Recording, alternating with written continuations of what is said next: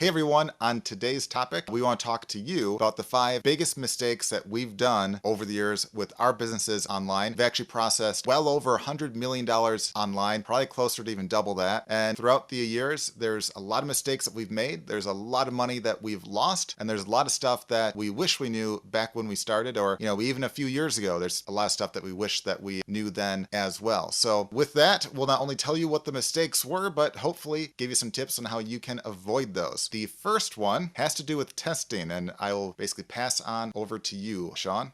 Okay, so mistake number 1 is not testing fast, because what you want to do is test fast. Now, what do I mean by test? Listen, every idea that you have, and if you're an entrepreneur, you have a lot of them, right? You have a whole book full of them, or a whole computer or phone notes full of them. And the mistake that people make almost universally is testing slow. It's, okay, I can't test this until I've got to build a new website, and then I've got to build a product, and then I've got to hire guys to make fancy videos, and I've got to hire copywriters to write copy. And months and months and months and months go by. Well, you still don't know the answer to the most important question of all is, does the marketplace care? Will they give you cash money for what you want to sell? And you need to find this out as fast as possible. That means that you need to slap up anything you can to sell that product, even if the product doesn't exist. Now, I'm going to get people commenting down below saying, oh my God, Sean just said sell stuff, then don't even deliver. No, I didn't say that, because here's what's really commonly done in marketing testing, and nobody's going to complain if you post up an offer to sell a product that doesn't exist yet, and people come in and you let them buy, but you don't settle their order. So you don't actually take their money, but you find out they really would have bought, because you can't just run an ad and say, listen, would you buy this if I put it for sale? Because people will say, yeah. That doesn't mean they'll actually buy it. They'll just say yes, and then they won't buy it, because that's what focus groups and study groups tell you is people say, oh yeah, I definitely would buy that. Then they don't really buy it, right? So when somebody places their order, you don't actually settle the order. So you cancel the order in the credit card system, in your merchant processing system. And then on the thank you page for when they place the order is, hey, thanks for participating in this. We're really running a marketing test. We have not yet created this. And so we're not charging your credit card. You have not been charged a dime. And here's what we're going to do. When we create this, we're going to send it to you absolutely 100% free. Now, some of you are now losing your minds going, oh my gosh, Sean's having us send stuff for free. Look, the whole point of this is to test, not test spending tens of thousands of dollars, wasting time, or waiting months and months and months. It's to get an answer. And all you want to do is get the answer, and then you're done. Just stop the test. Go, either it worked, great, now build it out and fine tune it and get it ready to roll and get the product and deliver it, etc. If it didn't work, think how brilliant you are. Because like Thomas Edison, who figured out one more way not to make a light bulb, you figured out one more thing that's not going to sell, and you've saved months, thousands and thousands of dollars, all kinds of wasted time, right? So you need to test fast. You want to get the answers fast, because then you can test way more stuff. You can find the stuff that really, really works, and you're not sitting around with this great idea. The other thing is, especially if you're newer in business, I've got to warn you about this, is there's the perfection problem. And you're going to start creating products, whatever that product is, and you're going to keep looking at 101 different reasons not to sell that product yet. And you know why you're doing that? Not because it needs to be perfect, or you're not sure exactly which shade of blue to, and you've not finished asking 3,000 people on Facebook to tell you what shade of blue. It's because you're scared. You're scared of rejection, and your idea is brilliant because you haven't actually asked anybody to buy it yet, and you haven't gotten rejected yet, right? It's like going for a job interview. Who likes to go for job interviews? Because most of them end up, you don't get the job and you get rejected. But you have to get thicker skin. You need to just get that product out there, start making sales, start growing your business. If you read the stories of the really super successful, especially tech companies, they went out, they started selling stuff that really wasn't ready for prime time, so they could prove it would sell, so they could raise more money because they proved there was a customer base. Early on, a lot of them had horrendous customer service, and I'm not suggesting that you need to do that, but you have to realize the reason those guys built billion-dollar companies is they went out, they tested fast, they broke stuff, and they got rolling. Now, speaking of testing, number 2, mistake, Brian, that people make and we've made. Yeah, and before I go on to number 2, I just want to say one other method, I've had that has also worked real well too. I think, Sean, your idea is really awesome, how, you can essentially do like a test, see if you make that sale, don't have, spend a lot of time, work on a whole sales path or product fulfillment or anything like that. But another thing that you can do, it's not quite as good, but it can sometimes be like a little faster to actually test, is to, if you're selling a product, especially like a physical product or anything like that, you can test like a giveaway page, like a landing landing page where, it's like, hey, have a chance to win this or a chance to win that, where from all the leads that you get, you actually give out, whether it be a shirt, whether it be, like an ebook that you eventually make, or basically anything. Test something related to the market. So it wouldn't have to necessarily be product you make itself, but something in the niche or something that you're maybe looking to sell. And then if you get a lot of people that sign up for this free contest, if you get those leads super, super cheap, that's an indicator. Okay. It doesn't necessarily mean it will sell. That's an indicator that there might be an interest. It might be a popular idea, popular product. You could probably make a related product or related offer in that niche right there, and then spend the time, making a sales page to test that, and then spend the time, making the rest of the product and all that right there. But if you can't even give away like a freebie or like a contest where they could get it for free, you're highly unlikely to be able to sell that. And we've done some tests in the past where some of those have worked insanely well, and some it was like, hey, you can't even give this away for free. So, you're probably going to have a super tough time trying to sell that. Another thing to essentially test right there. But on the note of testing, another huge thing that I don't see enough businesses do, or the number 2 biggest mistake, is not testing price points. And I know a lot of people seem to think like, hey, there's some magic number between like too high and too low that's like, right in there, that's like the sweet spot for any market. That's not always the case. And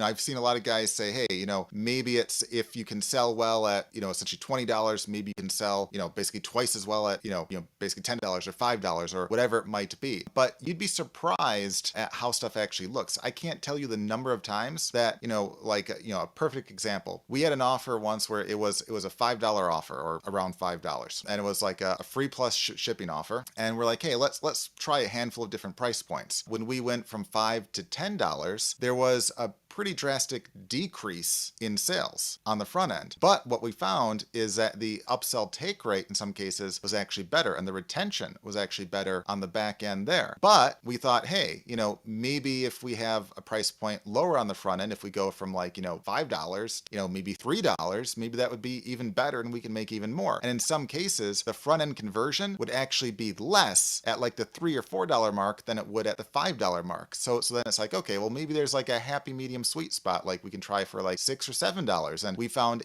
at some of those different price points, you wouldn't really get that much of a change, or in some cases you'd get a much larger change than what you would think. And in the one that was a shocker to me, when we had the price as $1 or $2 less, it actually decreased the conversion rate instead of increasing it. At the absolute worst, I thought it would stay the same. So you absolutely need to be testing that stuff. And even if there's a guy that said, hey, I previously tested this price point and this is the magic price point, so you want to do this, you want to take all that with a grain of salt, because first, you don't know how thoroughly they tested it. Is this a guy that sent like, that basically got like, let's say basically 10 sales, and 6 of those sales basically bought this and 4 bought that, and it was only on like a small sample size? I've seen that a lot, where basically guys send like 100 clicks and they're like, well, this site got 1 sale, this site got basically 2, so this must have twice the conversion rate. When if they continue sending clicks, it might be like half as much as what they thought. But the second thing is, you also don't know what the market is, like what niche are they in. Stuff oftentimes can not only vary from niche to niche, but can also vary depending upon like the structure of the funnel that you have. Like a free plus shipping offer, changing the price point of the shipping might be different than changing the price point on the front end. Same thing, like even playing around with that, saying something is free plus $5 to ship isn't as good oftentimes as saying, hey, saying it's $5 and free to ship isn't as good as saying, hey, it's free but only costs $5 to ship. It's the same amount of money, but in a lot of testing that we've had, the free plus shipping works drastically more, but not always the case with everything out there. The other thing too is you want to also look at, hey, can you increase your price points a lot? In some cases, you can take like a $47 product and actually turn it into like a $500 or $1,000 product and make substantially more money without really having to make a lot of changes. And a perfect example was years and years back, we had a reoccurring offer that we sold for a few $100s. And that was one that we thought, hey, this had like a really good take rate. We got a lot of conversions. We're like, hey, we found, the happy medium price right there. And we thought we were geniuses. And then like, I don't know if it was like a year later or so, but like quite a ways later, we actually tested, I think it was like around like $1,000 price point reoccurring. And it turned out that the conversion rates weren't actually hurt all that much. There was maybe like a little bit of like a decrease, but we made substantially more money off of that right there. Like over, I want to say it was basically like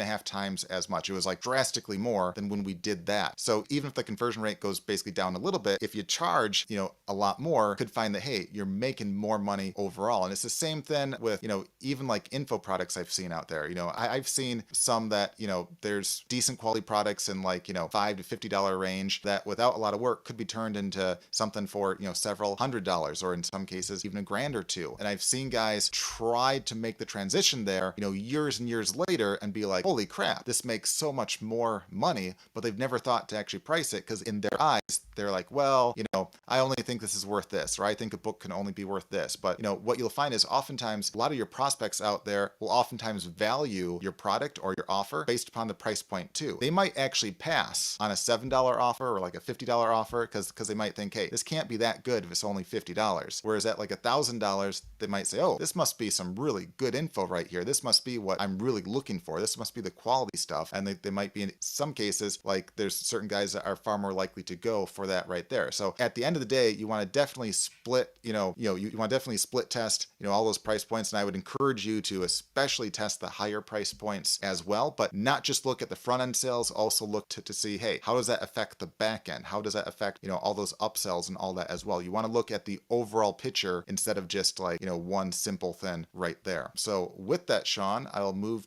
to you on the third mistake. All right, so we're at number 3, and number 3 is controlling and safeguarding your data. So what does that mean? I know I'm talking like a lawyer because I am a lawyer, so it's kind of a, occupational hazard, but here's the thing. You have your customer information, your email leads, your credit card data stored all over the place. And for most businesses, it's stored everywhere except on their own systems under their own control. And let's use the example of your email list. Your email list is at some email service provider's system, and they've got all of your leads and your former leads and your deleted leads and whatever else you have in your system. And by the way, I'm just going to give you a random tip here that'll help you out, which is if you have a lot of email leads in your database at your email service provider, whoever that is, your autoresponder company, and there's a lot of people that are no longer being sent email because maybe they've unsubscribed, or you've stopped mailing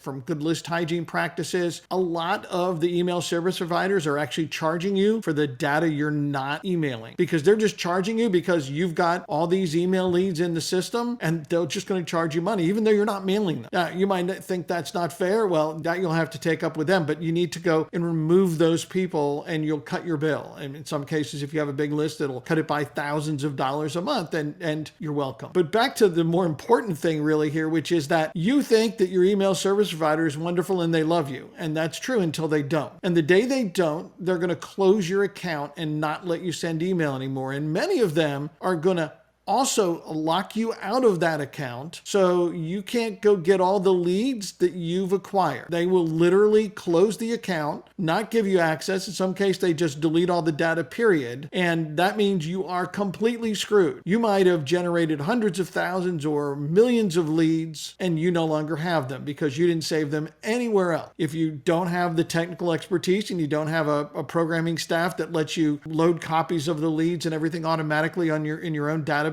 that's okay. All you need to do is just set somebody on your staff every week. Their job is to go into your ESP and download the data. So that's one way you lose control. Another way you lose control is customer data, because that in many cases is stored inside of some merchant account or some gateway. And if you ever lose access to that, you're screwed again, and even worse, because now you've lost something even more valuable, your customer data. And the list goes on, but you need to analyze your business as to where your customer and lead information and everything else is held. And there's an even more important part of this, Brian, that I'm going to let you jump into, which is what happens when you lose your customer data and you can't bill them anymore. Yes, that's the fourth big mistake that we've made. And we have a story that was hindsight. It was a good lesson. At the time, it was like, holy crap, like we felt bad. So it was... Yeah, we felt bad because we lost hundreds of thousands of dollars of money that was pure profit.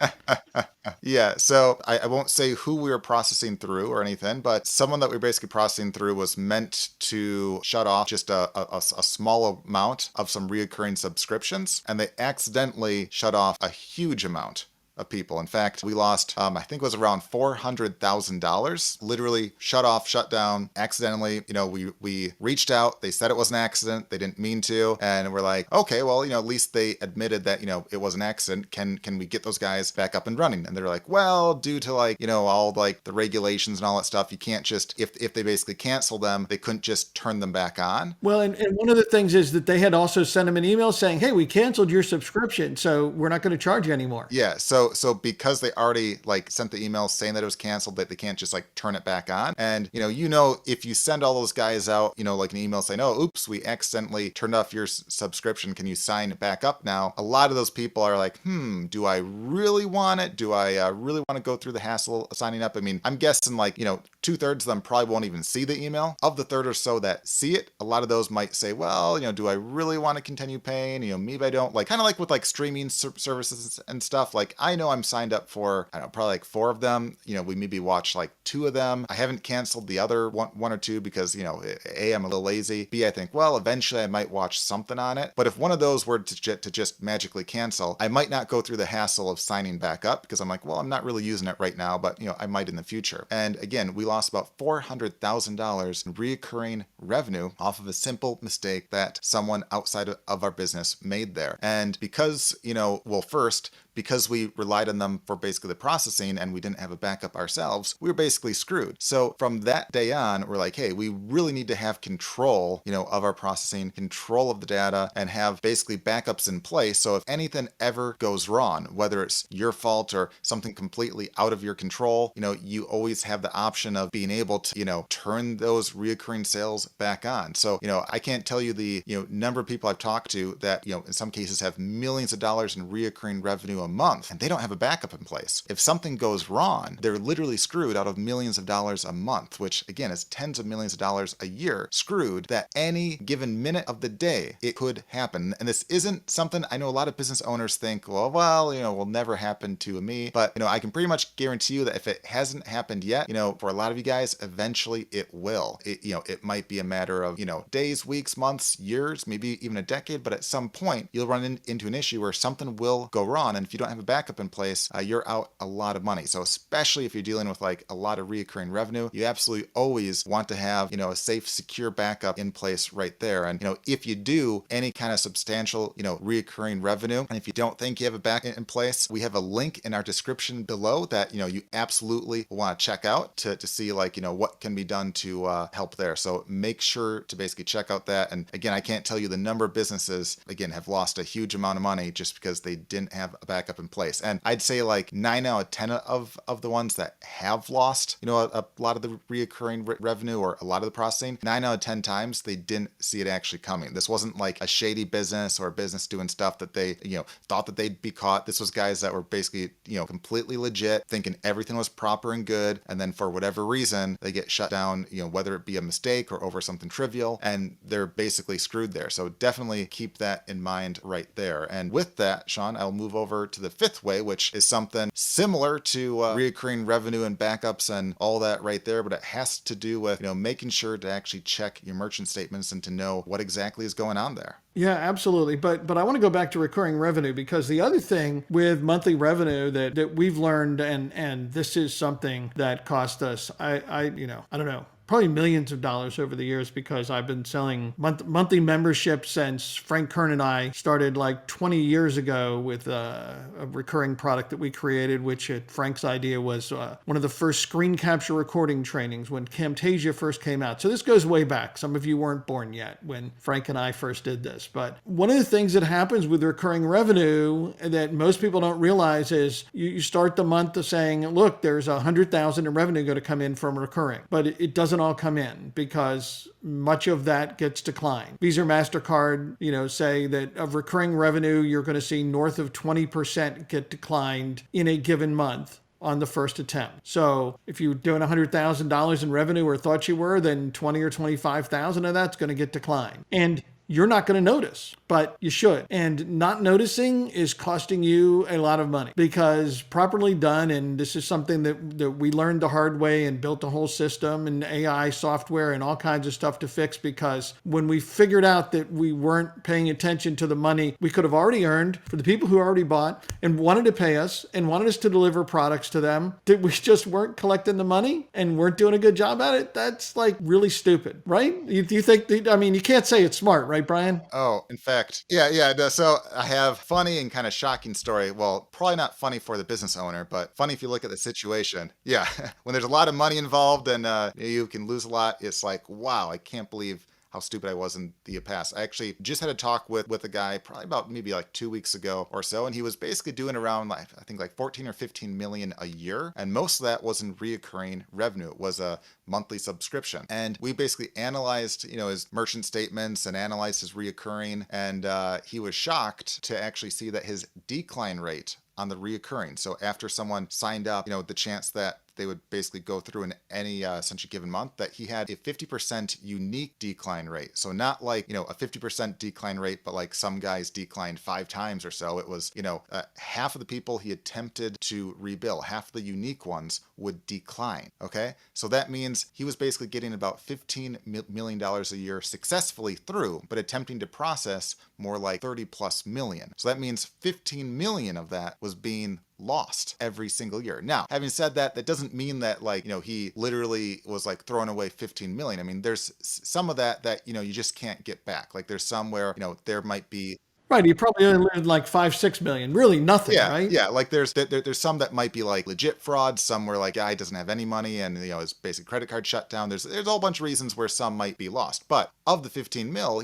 if you get like 3 or 4 mil of that back, or even a couple million of that back, or 5 mil of that back, that's a huge amount of money. And that's the kind of thing that like you can get a pretty decent chunk of that back. And we basically analyzed all the reasons why. There's over like a dozen reasons of why a card can get declined. And we're like, hey, on the stuff that we know, we can save a pretty good percent of compared to the stuff that's like a little more hard. He was literally losing millions of dollars a year in free money. That's without having to do extra marketing, any extra like, sales, any like nothing at all. That's just because the way he was basically processing that and the way he, was basically handling the reoccurring, he was literally losing millions of dollars a year that was completely unnecessary. And especially when you think that like, if there's a business that's basically doing like, 15 million a year right now, I don't know what their net is, but say, let's say their net was, like few million or half that or whatever it might be. If you said, hey, here's $2 or $3 million more or $4 million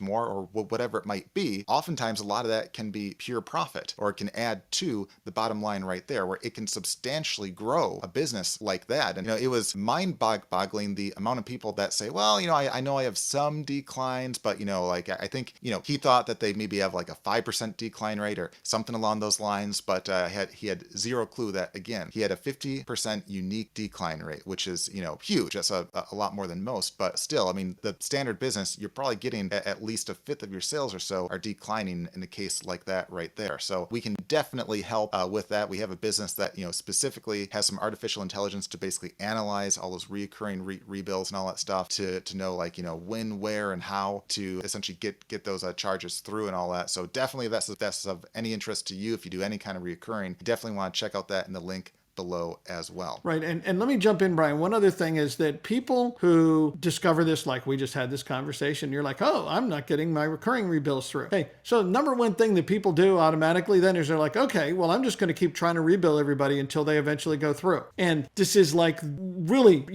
bad idea. So number one, you're paying every time you attempt to get a credit card through, right? So every decline, you actually pay a fee for. Now, don't argue with me. Go look at your merch account statement, which we're going to talk about in a minute, and you're going to find out, yes, you're paying every time you try to charge somebody. The second thing is that your merchant processors are looking at what you're trying to do in your credit card account. And if you're trying to charge a whole bunch of people that are never going to go through, they're going to want to know why one day. And then the next thing is that every day that you keep building and building and building this declined percentage, your merchant processing company one day is going to say, why do you have such a high decline rate? This is way above industry average. You're making us nervous. this. So you don't want to waste the money. You don't want to risk your merchant account, but you do want to go collect the money. And it's not as simple as charging them every day or doing something like that, which is why off millions of data points, we built a system to do this properly, to not risk your merchant account, to get way more through than you can get on your own through, which we proved time and time again for clients. So, don't do the stupid part of not getting all the additional recurring revenue you should get, and don't do the really stupid part of blowing up your merchant account while you're trying to go get it on your own. So that brings us to number 5, which is talking about merchant accounts, because being able to process an order, collect the customer's money, this is pretty much the lifeblood of your business, right? If you can't collect the money, you are screwed. So there's a lot of things that go on with merchant accounts once you get up to higher volume. Now, if you're just selling like, $1,000 or $2,000 a month,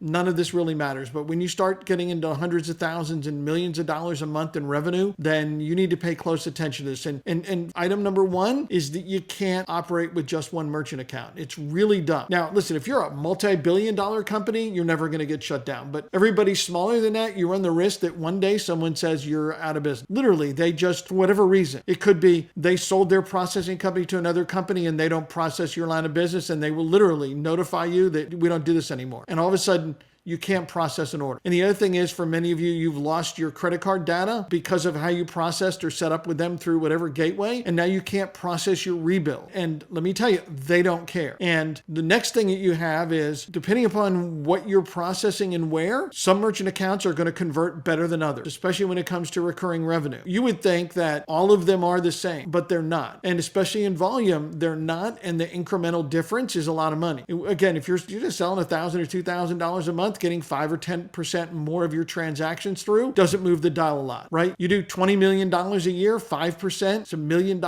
That's a lot of money, okay? And it's money that you get simply by operating your business smarter. And again, things that we've learned by selling a lot of stuff online and finding out that a lot of stuff that nobody tells you, right? When they're like, hey, start an online business, it's great. No one ever says, when you start growing, there's cool stuff you can do to make even more money. And there's smart things to do. And there's things that can refine and fine-tune your business. And that's why, thankfully we have this great programming staff that, as we've learned these things, we've built software to allow us to manage this, which you can access at increasebilling.com. And if you want to take a look if that fits for you. But don't just sit around and think, hey, everything's going to be great and everything's perfect because I'm running a business and making money, when there's, again, huge amounts of money that might be at risk, and also money that you're leaving on the table by not managing this in the best way possible. Yeah, and with that too, since we're on the topic of the merchant, accounts and all that, I can't tell you like the number of guys that, think they have a certain deal that's really, really good, and they're literally paying like way more than what they think, because they're not actually looking at the merchant account statements or seeing like how much they're actually getting in their bank. I can't tell you the number of guys that say, yeah, I have like, like a 3% rate, or I have, like a 2 point something, or whatever it might be, or, hey, I'm only paying this much or that much, but they're not looking at like all the additional fees. Like most of the merchant account guys out there, it's like they advertise one fee, but what you're actually paying is oftentimes substantially more. Like you might think you're less than 3%, but you might realistically be paying closer to 5% or 6%. You just don't know it because there's all these additional fees that basically add up. Not only are there like, the basically percentage fee, there's basically a transaction fee that can range a lot. There's all these like additional little fees like here and there. There's like, and it's like when you basically add everything up, there's a lot of guys that think they have the sweetest deal ever, but are actually paying like, 5 or 6%, and they just don't know it. That's one thing that we've seen with like a lot of guys. Is it a big deal if you're processing like, 1 or 2,000 a month?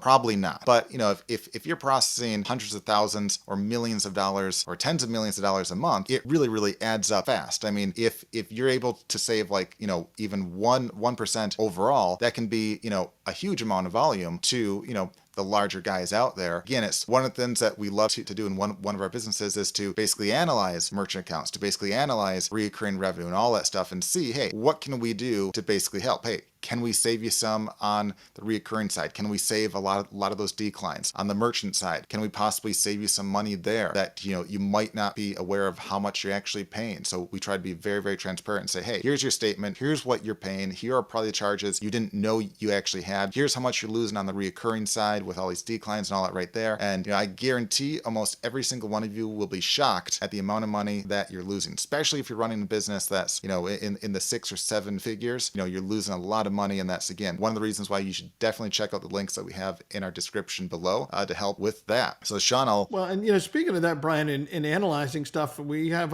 one of our consulting clients that in the first pass through analyzing their business and what they're getting billed and all the real numbers, we identified about $27,000 a month that they were paying that was completely unnecessary, that they didn't realize they were paying because they were processing about $4 million a month in sales. And you might say, how can you not notice $27,000? Well, you don't notice it because it's just buried in all your expenses, and you're doing $4 million a month and making a great profit. But hey, the extra $27,000 a month coming right to your bottom line, more than $300,000 a year, that help. Could buy a car for that, or maybe 2 cars, right? All this is it's in there. And as Brian said, if you're doing any substantial volume north of $100,000 a month, you are a candidate to save a lot of money if you can figure out how to analyze that or get somebody like us to help. We hope this has been really educational for you, and you've been able to take some usable information out of this, because if you're doing any substantial volume business, then all of these items that we've talked about matter to you. Testing fast, testing prices, controlling and protecting and backing up your data, improving what you're capturing out of recurring revenue and capturing lost revenue and protecting that data, and as well as getting better merchant account processing and alternatives and backing up the data and all that kind of stuff that you really, really need to do. If we can help you, check out the link below this video and you'll be able to get more information about how to do that. Take this information, take action, go out there and improve your business. It's a constant process. Nobody's got it perfect. Certainly we don't, but we're trying to share with you what we've learned